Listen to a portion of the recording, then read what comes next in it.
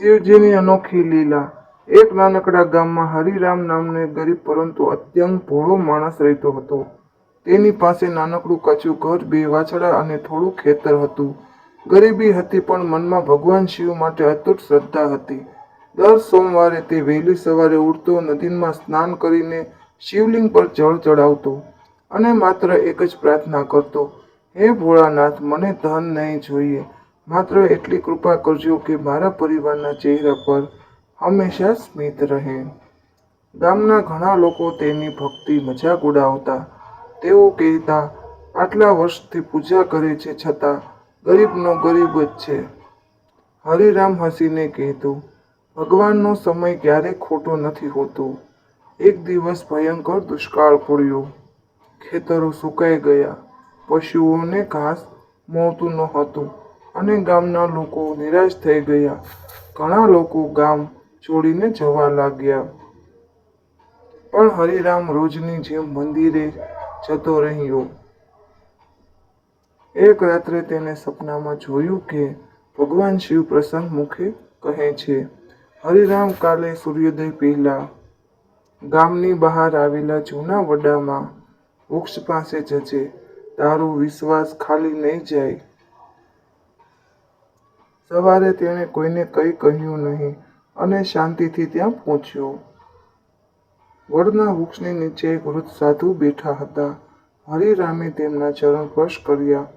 સાધુએ કહ્યું, બેટા, તારી આંખોમાં ભક્તિ છે. મારી પાસે તારા માટે ધન નથી પણ આશીર્વાદ છે. એમ કહીને સાધુએ એક મુઠ્ઠી બીજ આપ્યા. હરિરામને આશ્ચર્ય થયું. ગામમાં તો વરસાદ જ નહોતો. આ બીજનું શું કરવું? પણ તેને ભગવાનના સંકેત પર વિશ્વાસ હતો. તેણે એ બીજ પોતાના સૂકા ખેતરમાં વાવી દીધા. 3 દિવસ પછી આખા વિસ્તારમાં ભારે વરસાદ વરસ્યો. થોડા જ અઠવાડિયામાં હરિરામનું ખેતર લીલુંછમ બની ગયું. જ્યાં બીજા લોકોના પાક નષ્ટ થઈ ગયા હતા, ત્યાં હરિરામના ખેતરમાં સોના જેવા પાક લહેરાતા હતા. ગામના લોકો આશ્ચર્યચકિત થઈ ગયા. હરિરામે પાક વેચીને ઘણા પૈસા કમાયા, પરંતુ તેણે પોતાના માટે મહેલ બનાવ્યો નહીં. સૌથી પહેલા તેણે ગામના ગરીબોને અનાજ વહેંચ્યું. પછી ગામના શિવ મંદિરો જીર્ણોદ્ધાર કરાવ્યો અને પછી એક કૂવો ખોદાવ્યો જેથી આખા ગામને પાણી મળી રહે. લોકોએ પૂછ્યું, તને ડર નથી લાગતો કે ફરી ગરીબ થઈ જઈશ? હરિરામ હસીને બોલ્યો, જેના ઘરમાં ભગવાન શિવની કૃપા હોય ત્યાં દાન કરવાની ક્યારેય ઘટાડો થતો નથી. સમય પસાર થયો. એક દિવસ ગામમાં એક ધનિક વેપારી આવ્યો. તેણે હરિરામને કહ્યું, હું તને બમણી કિંમત આપું, તારી જમીન મને વેચી દે.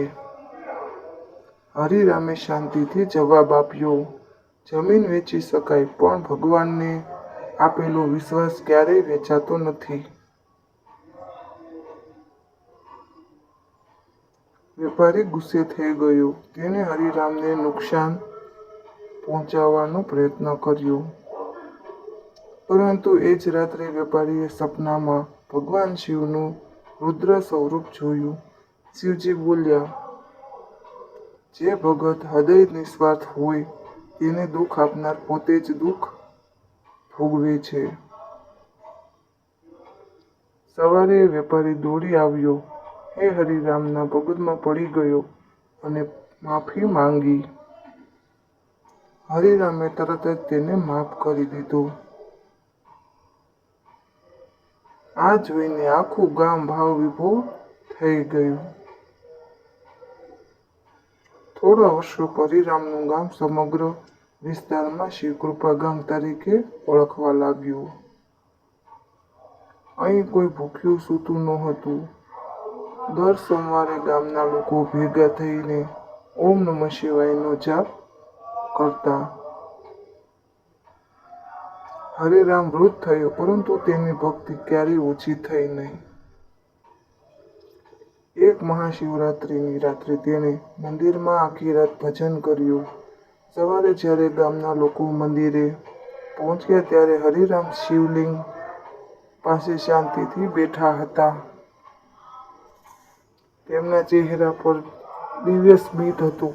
લોકોને એવું લાગ્યું જાણે ભગવાન શિવે પોતાના પ્રિય ભક્તને પોતાના ચરણોમાં સ્થાન આપી દીધું હોય. તે દિવસથી ગામના લોકોએ એક વાત હંમેશા યાદ રાખી છે: ભગવાન શિવ ચમત્કાર જરૂર કરે છે, પરંતુ સૌથી મોટો ચમત્કાર માણસના હૃદયમાં વિશ્વાસ અને દયા જગાવવાનો હોય છે.